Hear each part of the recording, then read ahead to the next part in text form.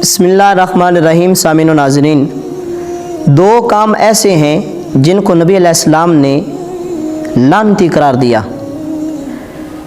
حضرت ابی ہریرہ رضی اللہ تعالیٰ عنہ آپ ارشاد فرماتے ہیں، نبی علیہ السلام نے ارشاد فرمایا، اتقوا اللاعنین، دو لعنتی کاموں سے بچو۔ قالوا، صحابہ نے عرض کی، یا رسول اللہ وما اللاعنان، وہ لعنتی کام دو کون سے ہیں؟ تو نبی علیہ السلام نے ارشاد فرمایا، الذی یتخلی فی طریق الناس، لوگوں کے راستے میں نجاست کر دینا، قضائے حاجت کر دینا، وفی ظلہم، یا سائے کے نیچے، سائے دار چیز کے نیچے قضائے حاجت کر دینا، یہ دو کام لعنتی ہیں۔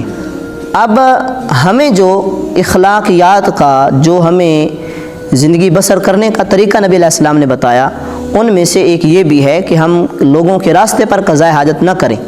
اگر کوئی بندہ قضائے حاجت کسی کے راستے پر کر دیتا ہے تو گزرنے والے اس کے لیے بد دعا کریں گے۔ اسی طرح کوئی بندہ سائے دار چیز کے نیچے قضائے حاجت کر دیتا ہے، نجاست کر دیتا ہے، اور اگر کوئی بندہ دور دراز سے سفر کا تھکا ہوا آ رہا ہے اور اس نے یہ ارادہ کیا کہ وہ جو فلاں درخت مجھے نظر آ رہا ہے اس کے نیچے میں سکون کروں گا، اور وہاں پہنچا تو اس درخت کے نیچے نجاست پڑی ہے، کسی نے قضائے حاجت کر دی ہے، تو مجھے بتائیں وہ جو تھکا ہوا مسافر ہے وہ اس کے لیے دعا کرے گا یا بد دعا کرے گا؟ تو اس لیے نبی علیہ السلام نے فرمایا، اتقوا اللاعنین، دو لعنتی کاموں سے بچو، اور وہ لعنتی کام یہ ہیں کہ لوگوں کے راستے میں پیشاب کر دینا یا سائے دار چیز کے نیچے پیشاب کر دینا۔ اللہ سے دعا ہے اللہ تعالی ہمیں عمل کی توفیق عطا فرمائے۔